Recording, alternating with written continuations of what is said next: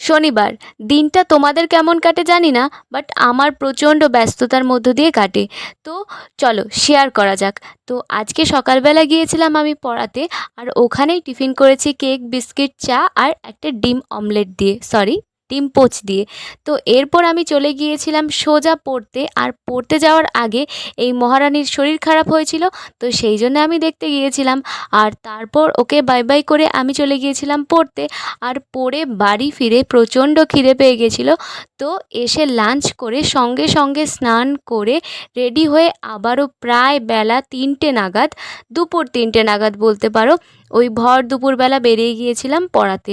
আর bus stand পুরো ফাঁকা ছিল এই গরমের দুপুরে। তো এত গরমে যাওয়ার পর আমার এই পুচকে স্টুডেন্ট আমার জন্য প্রথমে জল নিয়ে এলো, তারপর নিয়ে এলো ম্যাঙ্গো জুস। তো তারপর ওর এই যে ম্যাঙ্গো, কিউট ম্যাঙ্গো পাখিটাকে আমাকে দেখাতে এলো। এই পাখিটার নাম কিন্তু ও ম্যাঙ্গো রেখেছে। এরপর ওদেরকে টাটা করে আমি চলে এসেছিলাম বাড়ি, আর বাড়ি আসার আগে গিয়েছিলাম মায়ের কাছে মন্দিরে। আর মায়ের হাতে দেখো এরকম করে দিয়েছি, বেশ মজা তাই না? তোমরা কি এরকম দুষ্টুমি করো? আর এদিকে দেখো, ওই যে আমাদের কিট্টু আর ডোগো পেছন পেছন আসছে ছুটে, পেছন পেছন নয়, আমাকে দেখতে পেয়ে এসছে।